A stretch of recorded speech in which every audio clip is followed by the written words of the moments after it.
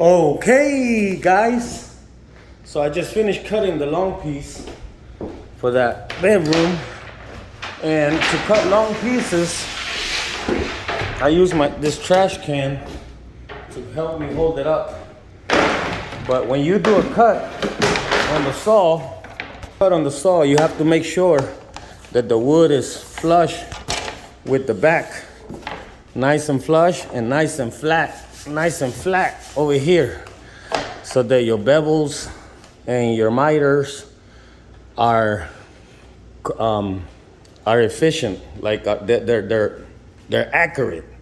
So you have to make sure you're up against the rail, down on the table, and cut. So I use that to help me when I have long pieces. But I already cut that long piece. Now I want to show you the process that I take in nailing it by myself. I know a lot of you guys ask yourself how it's done. So basically, the ends are cut. Push it up against the corner. Oh, let me get my gun so I can have it handy. If I get up on that ladder and I don't have my gun, that means I gotta put the piece down and come back and get my gun. But anyways, okay, so long piece.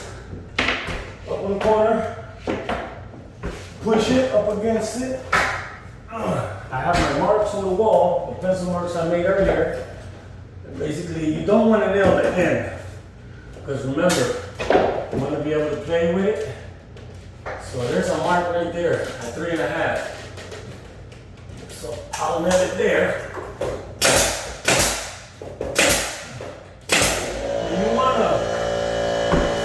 The nails are 3-inch long. When you see me shooting this way and this way, it's because I'm not shooting directly into a stud. So I'm shooting the nails like that, so that it ties the wood to the wall.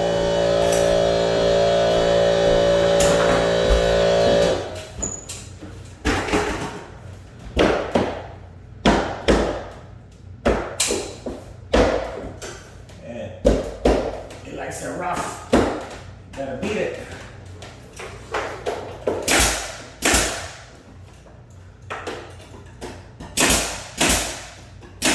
You don't have to put too many nails, especially if you are able to find the studs. If you can find a stud, you only need 1 nail.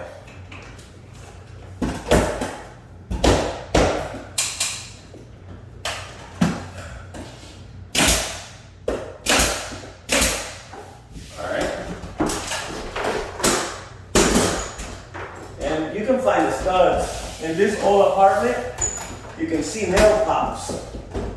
So I see a nail pop here. So there's a stud right here. And there's a nail pop here. So there's a stud here. So you want to nail it right there. One nail, the mark. And make sure you get the stud. Oh, I'm out of nails. I ran out of nails.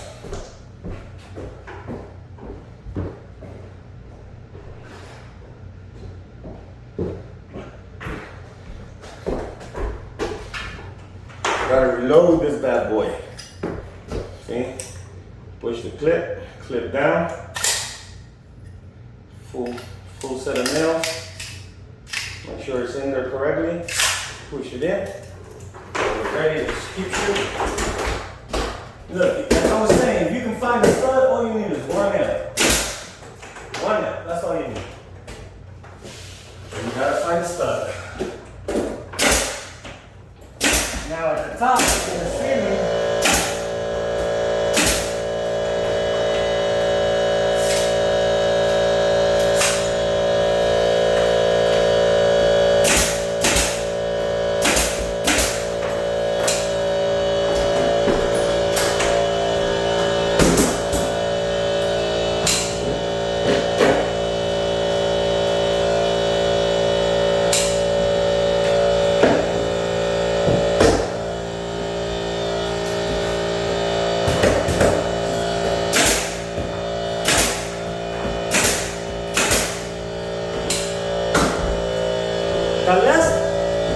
less nails you use and the more studs you can find, the less damage and holes you do to the trim, and the painter doesn't have to do a lot of putty and caulking, and you have a better finish. So you want to be accurate with the nails. Try to get them into the stud, and try to get, after you're done doing the whole room, you kind of want to go and push up on the crown molding and see where there's a little movement and try to re-nail it again. So that way when you caulk it, it's nice and secure, and once your caulk is dry, you won't get any caulk cracking because of movement. So when I'm done doing this whole room, which is only 2 more pieces, this room took 4 pieces. I got 2 up already. Once you do the whole room, you go back and you double check for loose sections, loose areas. Right now, I don't nail it properly to secure it. Look, see that? There's movement. So I'll come back and nail everything up really good when I check for movement. So that when the painter caulks, which is me, when I caulk, there won't be movement and my caulk won't crack. But anyways, I'm gonna keep hitting it hard, I'm gonna keep working. When I'm done these 2 pieces, I'll show you what I'm talking about, so stay tuned. Keep watching.